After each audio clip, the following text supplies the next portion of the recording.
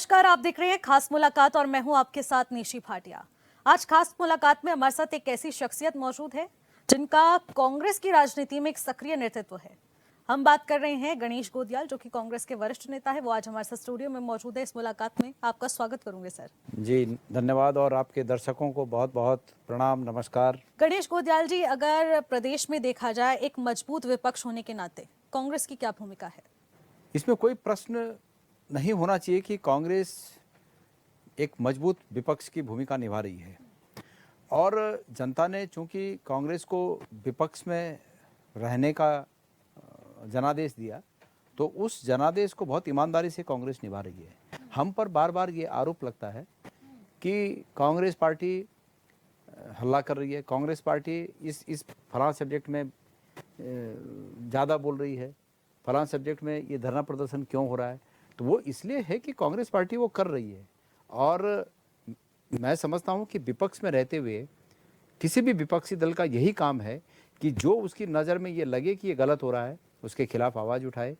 जो उसे लगे कि ये अच्छा हो सकता है, सरकार इसको जानबूझकर नहीं कर रही है, उसके लिए आवाज़ उठाए। और इन सब चीज़ों के लिए कांग्रेस पार्टी आवाज़ उठा रही है। तो मैं समझता हूँ कि आज अगर भारतीय जनता पार्टी सत्ता में है तो वो इसलिए नहीं है कि वो जनोपयोगी काम कर रही है, वो सिर्फ इसलिए है कि उसने कांग्रेस के प्रति एक दुष्प्रचार करके बहुत से बड़ी जनसंख्या ऐसी है कि जिनके मनों में कांग्रेस के प्रति दुराग्रह भर दिया, और लोग उस दुराग्रह से बाहर निकलेंगे तो निश्चित रूप में कांग्रेस फिर सत्ता में आएगी। लेकिन आज उन्होंने कांग्रेस को विपक्ष का काम दिया है, जनता ने विपक्ष का काम दिया है, हम उसको बखूबी कर रहे हैं।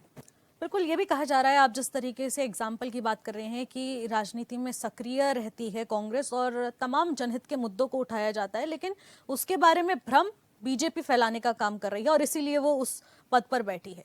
लेकिन आप ऐसे कौन से मुद्दे मानते हैं जिससे कि जनता भ्रमित हो जाती है और उसके बाद कांग्रेस पर विश्वास खोया जा रहा है? ऐसा पहली बात तो यह है कि ऐसा कौन सा मुद्दा है इस उत्तराखंड के स्तर पर, मैं कह रहा हूं कि जो जनता के लिए जरूरी था कांग्रेस ने नहीं उठाया। और जितने मुद्दे उठे हैं उतने मुद्दों में कौन सा मुद्दे की शुरुआत कांग्रेस ने नहीं की, पहला तो ये प्रश्न है। दूसरा, आपका जो प्रश्न है स्पेसिफिक कि आपका जो प्रश्न था कि सरकार कैसे गुमराह करती है, लोगों को गुमराह ऐसे करती है। आपने एक रिपोर्ट पढ़ी कि मीडिया को 1000 करोड़ से ऊपर अपनी वाहवाही के लिए दे दिया। तो अब ये बताइए आप, आज के इस भौतिक युग में जहां हर चीज़ की कीमत पैसे से आंकी जाती है, उस युग में 1000 करोड़ रुपए के जो, देखिए बहुत से लोग तो स्वाभाविक उसके हकदार हैं, लेकिन बहुत से जो ऐसे लोग हैं जो उसके स्वाभाविक हकदार नहीं हैं, उनको अगर वो बेनिफिट मिला होगा तो वो काम क्या करेंगे? वो काम यही करेंगे कि सरकार के द्वारा कही गई बात को स्थापित कर देना। माना कांग्रेस पार्टी कोई जेन्युइन मुद्दा उठा रही है और सरकार ये कह दे कि अरे ये तो फजूल की बात है, तो वो लोग उस सरकार की बात को स्थापित करते हैं, उस बात को नहीं जो लोगों के हित के लिए विपक्ष उठा रहा है उसको स्थापित नहीं करते, सरकार के मुंह की बात को स्थापित करते हैं कि ये तो फजूल की बात है। तो इसकी बात मैं कर रहा हूं। मैं उदाहरण के लिए आपको कहना चाहता हूं, एक दो एग्जाम्पल आपने पूछे। 2022 का इलेक्शन एक मुद्दे पर हम लोग हारे और वो मुद्दा था मुस्लिम यूनिवर्सिटी का। मैं आज भी चुनौती देता हूं भारतीय जनता पार्टी के किसी भी नेता को कि वो इस बात को सत्य साबित कर दे कि कांग्रेस के किसी नेता ने अपने मुंह से ये बात कही हुई है। किसी ने नहीं कही। लेकिन प्रधानमंत्री जी आए और प्रधानमंत्री जी से इस तरह बुलवाया गया कि जैसे कि कांग्रेस ने ये बात कह दी हो। और उसके बाद तथाकथित, जिसको हम लोग गोदी मीडिया कहते हैं, उन्होंने जगह जगह यही भोंपू अपने शुरू कर दिए कि प्रधानमंत्री ने आरोप लगा दिया कि कांग्रेस पार्टी सत्ता में आएगी तो ऐसा कर देगी। और वो चुनाव विशुद्ध रूप से भारतीय जनता पार्टी ने हमसे छीनने का काम किया। जीता नहीं है, छीना है। इन्होंने वोट चोरी से चुनाव जीता, इन्होंने इसे झूठी बातें प्रचारित करके चुनाव जीता। तो मैं ये कह रहा हूं कि कांग्रेस पार्टी अपना काम करती है। ये इसी रूप में है कि जैसे एक इज्जतदार घर का कोई व्यक्ति सड़क पे अगर कुछ मतलब उलझ जाए किसी से, और एक ऐसा व्यक्ति उलझ जाए कि जो बिल्कुल अनजान है और वो उस प्लेटफॉर्म पे, इज्जतदार प्लेटफॉर्म पे उसकी कोई गणना नहीं है, ऐसे दो व्यक्ति उलझ जाएं, तो आप ये समझिए कि वो इज्जतदार व्यक्ति वहाँ से बचने की कोशिश करेगा। और क्या करेगा? मतलब अपनी इज्जत खराब तो नहीं करेगा, कपड़े तो नहीं फड़वाएगा। तो हम उसी स्थिति में रहे, हम बोलते रहे कि भाई ये झूठ है, झूठ है, झूठ है, हम उसी सीमा तक बोलते रहे, लेकिन उन्होंने उस झूठ को स्थापित करने की पूरी कोशिश की और चुनाव जीता। तो ये इस तरह होता है। इसलिए मैं कह रहा हूं कि कांग्रेस पार्टी विपक्ष के रूप में जो होना चाहिए, विपक्ष में अतीत में भारतीय जनता पार्टी भी बिल्कुल रही, लेकिन उस समय के नेताओं में आज के इनके नेताओं में बहुत बड़ा फर्क है। आज उस समय के नेता भले वो बीजेपी के नेता थे, लेकिन हम लोग विपक्ष में रहते भी उनका आदर करते थे, क्योंकि वो भारतीय लोकतंत्र के, हमारे भारतीय लोकतंत्र का जो ढांचा है उसमें विपक्ष के नेता का जो सोबरनेस होनी चाहिए उसके अंदर। लेकिन आप पर तो उसको ये भी धारण करते आरोप थे। लगाए जाते हैं कि कांग्रेस अपने निजी काम निकलवाने के लिए सरकार के साथ सामंजस्य बिठाती है, लेकिन जनता उसके बीच में गुमराह हो रही है। ये आरोप कौन लगा रहा है? ये भारतीय जनता पार्टी के तो मीडिया सत्ता में प्रभारी तो वो बैठे हैं, वो बेनकाब करें उन लोगों को। भारतीय जनता पार्टी के लोग अगर ये आरोप लगा रहे हैं कि कांग्रेस में बैठे हुए लोग सत्ता के साथ मिले हुए हैं और अपने काम निकालते हैं, तो वो तो सत्ता में है, वो उसको ओपन करें, कौन रोक रहा है उनको? पर ये आरोप लगाएंगे और उस आरोप को इनके द्वारा जो पोषित लोग हैं, इनके द्वारा पोषित लोग उस चीज को फैलाएंगे ताकि लोगों का विश्वास कांग्रेस के लोगों से कमजोर हो सके। बस यही तो खेल है, मैं जो कह रहा हूं यही तो है, खेल ही यही है। वोट चोरी इसमें टर्म यूज की, और कांग्रेस में केंद्रीय नेतृत्व भी आपका वोट चोरी को लेकर लगातार आरोप लगाता है। राहुल गांधी भी इस मुद्दे को प्रमुखता से उठाए हैं, लेकिन इसमें आखिरकार ये भी आरोप लगाए जाते हैं कि जहां जहां कांग्रेस हारती है वहां पर वोट चोरी का नारा दे दिया जाता है, जिससे कि कांग्रेस अपनी बची कुची जमीन पर कुछ तो हक जमा पाए। देखिए, भारत सरकार एक काम कर दे, हमारा आरोप बंद हो जाएगा बोलना। भारत सरकार ये काम कर दे कि वोट का जो नंबर होता है, ईपिक नंबर बोलते हैं उसको, जो और उसको आधार से लिंक कर दे, और जिन लोगों के 2 या 3 जगह पर वोट हैं उन वोटों को बार्ड कर दे कि वो वोट नहीं डाल सकते अगले 5 साल तक या 2 साल तक, तो हमारा आरोप बंद हो जाएगा लगाना। लेकिन चूंकि हम उसी से हारे हुए लोग हैं, तो हम क्यों नहीं आरोप लगाएंगे? मैं 580 वोट से चुनाव हारा हूं और 8000 वोट मेरे विधानसभा क्षेत्र में बाहर से आकर पड़े। जो कांग्रेस के समर्थक लोग थे, कम से कम 3-4 हजार उनके वोट काटे गए, और 8000 वोट बाहर से, 5000 वोट महानगरों से इधर उधर से, और 3000 वोट मजदूरों के, जो बाहर के प्रदेशों के मजदूर हमारे प्रदेश में हैं, उनको श्रीनगर विधानसभा में वोट बनाए गए और हम चुनाव हार गए 500 वोट से। तो आप बताइए कि हम क्यों ना इस पर कंप्लेंट करें? और अगर भारत सरकार और चुनाव आयोग चाहती है कि भाई पारदर्शी तरीके से विश्वसनीय चुनाव हो सके, तो उसके लिए अगर हम ये मांग कर रहे हैं कि भाई ये वोट चोरी रुकनी चाहिए, तो क्या गलत है? अब आप मेरे को एक बात बताइए, इससे बड़ा और क्या हो सकता है कि राज्य चुनाव आयोग को इन धांधलियों के लिए सुप्रीम कोर्ट ने 2 लाख रुपए का आर्थिक दंड तक लगा दिया। कहां तक नीचे गिरेंगे लोग? अधिकारी सरकारों की चापलूसी करने में अपने को धन्य समझ रहे हैं, तो कैसे लोकतंत्र बचेगा? तो हमारी चिंता ये है। कांग्रेस पार्टी में एक शब्द आपको कहना चाहूंगा और आपके दर्शकों को कहना चाहूंगा, देखिए ऐसा है, हम लोग इस लोकतंत्र में, इस लोकतंत्र की अदालत में हारी हुई जनता के अपीलीय अधिवक्ता हैं। जब जनता किसी मुद्दे पर हार जाती है तो लोकतंत्र में विपक्ष के लोगों को अपीलीय अधिवक्ता बनना पड़ता है। तो मैं अपीलीय अधिवक्ता हूं, मैं आगे अपील करता हूं कि भाई ये गलत हो रहा है, मैं उनका वकील हूं। तो इसलिए इसको इस रूप में नहीं लेना चाहिए कि कांग्रेस वाले क्यों कर रहे हैं, क्यों। हमारा ये काम है कि लोगों ने अपने हारे हुए मुद्दों को हम तक पहुंचाते हैं। मुझे सुबह से 3-4 लोगों के फोन आ गया अलग अलग मुद्दों पे कि साहब इसको जरा बोल दीजिए ना, इसको जरा बोल दीजिए ना। तो उनकी नज़र में एक लोकतंत्र का अधिवक्ता हूं, इसलिए वो मुझे भेज रहे हैं इशू। मेरे पास अभी प्रदेश में सिर्फ आपकी सक्रियता ही क्यों नजर आती है? आपकी बाकी टीम के मेंबर्स कहां चले जाते हैं? सभी की सक्रियता है। देखिए मेरी बात सुनिए, सभी की सक्रियता है। अब ये देखने वाले की नजर है कि कौन किस में कितना सक्रियता देख रहा है। क्योंकि अगर हम गढ़वाल मंडल की बात करें तो आप एक ऐसे प्रमुख देखिए, नेता हैं, पूरे गढ़वाल प्रदेश मंडल में आप हैं और आपकी ही भूमिका नजर आती है। नहीं, ऐसा नहीं है। गढ़वाल मंडल में मैं हूँ, हरक सिंह रावत जी बहुत प्रखरता से काम कर रहे हैं। हमारे जो दूसरे अलग अलग जगहों पर चुनाव लड़े हुए लोग हैं वो प्रखरता से काम कर रहे हैं। हमारे जिलाध्यक्ष हैं वो काम कर रहे हैं। हमारे सीनियर नेता में हरीश रावत जी हैं, आप उनको सर्वत्र पाएंगे। प्रीतम सिंह जी हैं, यशपाल आर्य जी हैं, सभी लोग अपने अपने तरीके। अब ऐसा है, मतलब कंपेयर जो करते हैं ना लोग, कंपेयर, मैं समझता हूँ इस कंपेयरनेस से बचना चाहिए। सभी लोगों में सभी गुण नहीं हो सकते। बिल्कुल।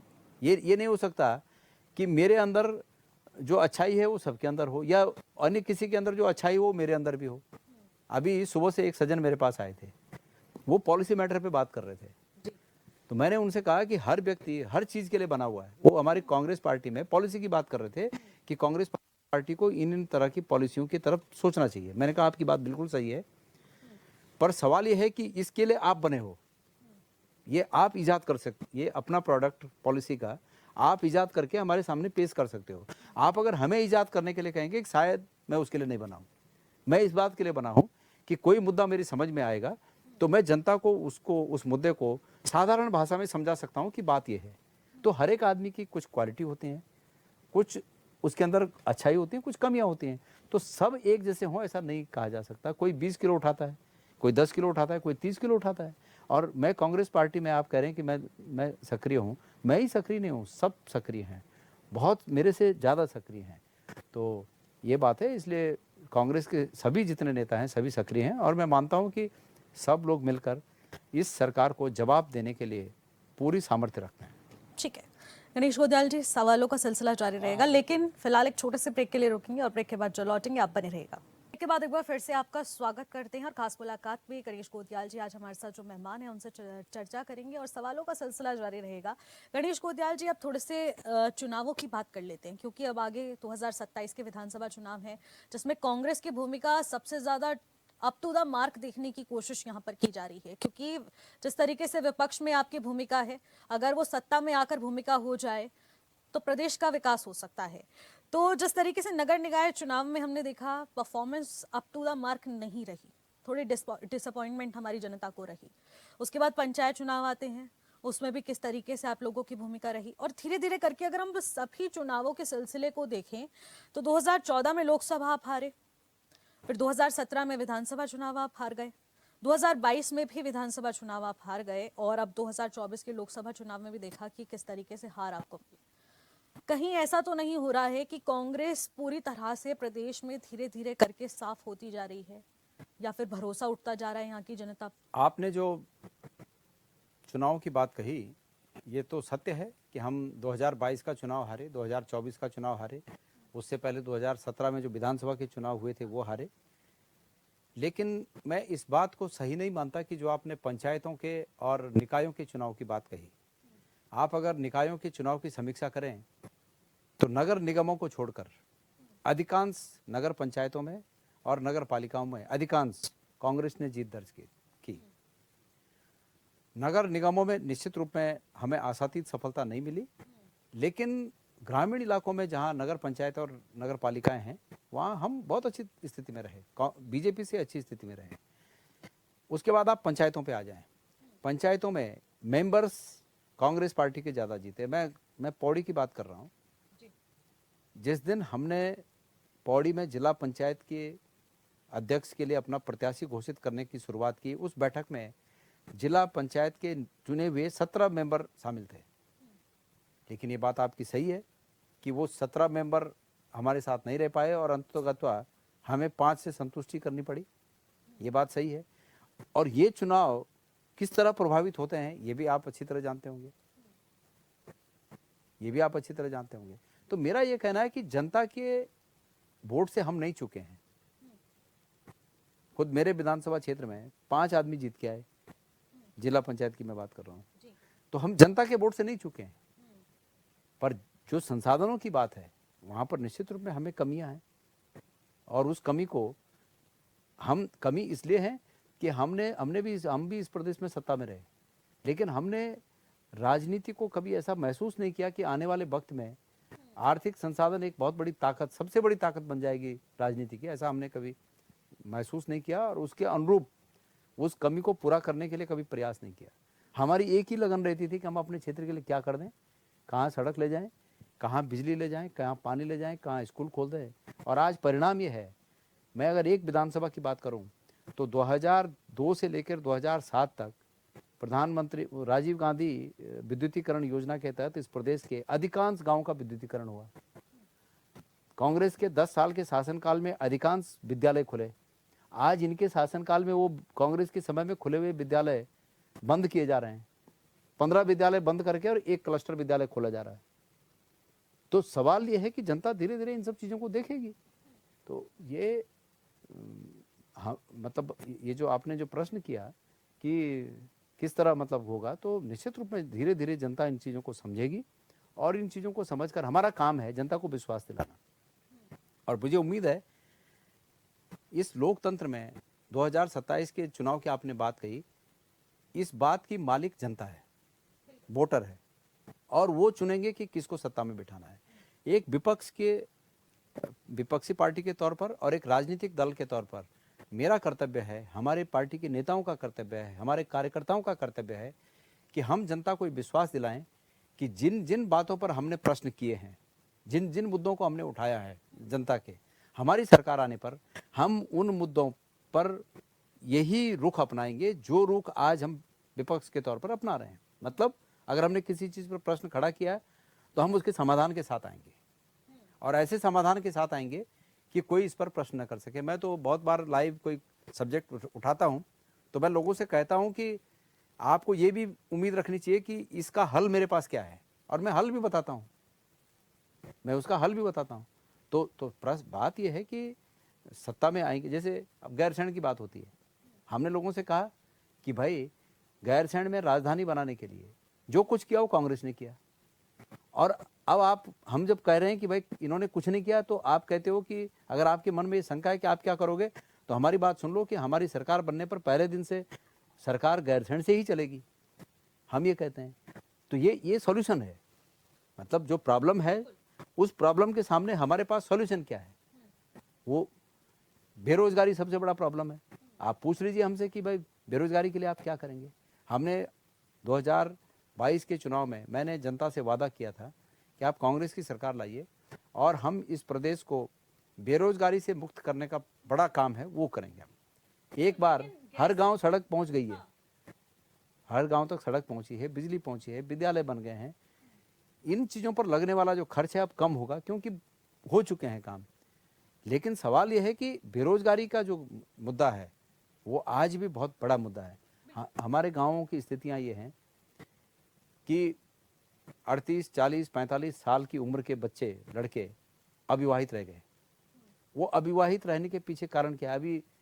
अभी आपके ऑफिस में बाहर बात हो रही थी किसी व्यक्ति के बारे में, किसी पर्सनल आदमी के बारे में बात हो रही थी, और कहा जा रहा था, मतलब मैं नाम नहीं लूँगा उनको, किसी को ऐसे एक्सपोज करना ठीक नहीं, पर स्टाफ के लोग बोल रहे थे किसी व्यक्ति के बारे में कि वो फलाने आदमी हैं, वो सपोर्टर हैं बड़े बीजेपी के और आरएसएस के, लेकिन बच्चे 35-40 साल के हो गए, शादी नहीं हुई और बेरोजगार हैं। ये अभी आपके ऑफिस में बात हो रही थी। तो सवाल ये है कि इस बेरोजगारी के दंश को लोगों को कैसे भुलाया जा रहा है सरकार के द्वारा। वो धर्म और वो जो उसका लवादा उड़ा गया है, इसलिए आदमी को महसूस नहीं हो रहा है कि क्या, लेकिन जीवन खराब हो रहे हैं।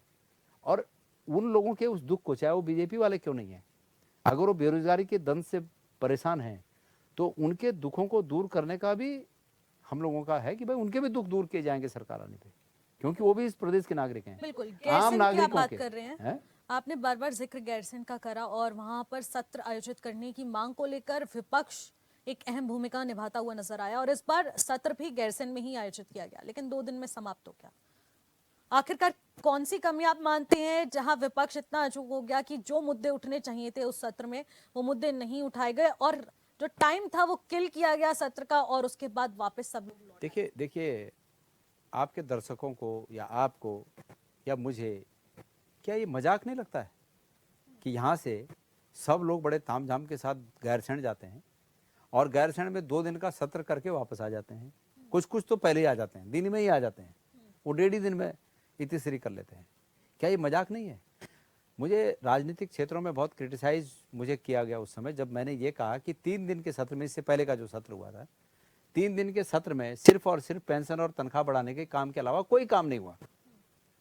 मैंने उसको क्रिटिसाइज किया और मैंने कहा ये बढ़ी हुई पेंशन मैं नहीं लूँगा, मैंने लिख के दिया कि मैं नहीं लूँगा। मैं धन्यवाद देना चाहूँगा विधानसभा अध्यक्ष जी का कि उन्होंने कृपापूर्वक मेरे उस निवेदन को स्वीकार किया और उन्होंने आदेश जारी किया कि ये बढ़ी हुई पेंशन गणेश गोदयाल के अलावा बाकी सबको मिले। अच्छी बात है, लेकिन चूंकि मैं इसलिए बोल पाया कि मैंने उस लालच को त्यागा, तब बोल पाया मैं। अगर मैं उस लालच को रखता तो मैं भी नहीं बोल पाता। तो सवाल ये है कि ये मजाक है कि 3 दिन का सत्र, 2 दिन का सत्र वहां हो और कोई काम ही ना हो। गैरसैंण में अगर सरकार यहाँ से जा रही है पूरा तामझाम लेके, तो इन्हें कम से कम 15 दिन का सत्र वहां आयोजित करना चाहिए। कम से कम 15 दिन का सत्र आयोजित करें। और मैं ये बात ऑन रिकॉर्ड कह रहा हूँ, हमारी सरकार बनने के बाद अगर 15 दिन का सत्र हमने आयोजित नहीं किया तो आप हमारी जुबान पकड़ना। फिर मैं रिकॉर्ड में बोल रहा हूँ ना इस बात को। और होना ये चाहिए कि भाई 15 दिन का सत्र आयोजित होगा, तमाम विधायकों के जो प्रश्न है उन प्रश्नों के 100% प्रश्नों को जब तक पूरा नहीं सुना जाएगा विधानसभा सत्र नहीं समाप्त होगा। सबकी बातें सुनो। लेकिन आप जिस तरीके से मुद्दों का जिक्र यहाँ पर करते हैं कि हम लोग बेरोजगारी का मुद्दा उठाएंगे, पलायन का मुद्दा उठाएंगे, विभिन्न मुद्दों को उठाएंगे, आपदा में अवसर एक बड़ा यहाँ पर टर्म दिया गया था कि इसको लेकर भी सरकार का घेराव किया जाएगा और गैरसैंण में जाकर इन सब मुद्दों का हल किया जाएगा, वहां पर चर्चा होगी खुलेआम। लेकिन वहां जाकर तस्वीरें ही बदल जाती हैं, वहां पर बिस्तरे डाल दिए जाते हैं। क्या ये उचित था? क्योंकि इससे बाकी मुद्दे प्रभावित हुए हैं। और जिस तरीके से आपने देखा कि आज खास मुलाकात में हमारे साथ गणेश गोंदियाल थे और उनकी बातों को भी आपने सुना, और कांग्रेस आखिरकार किस एजेंडे के साथ 2027 में उतरने वाली है और जनता का भरोसा जीतने वाली है, वो बेहद महत्वपूर्ण रहेगा। फिलहाल मुझे दीजिएगा इजाजत, तब तक के लिए आप देखते रहिए HN24/7। नमस्कार।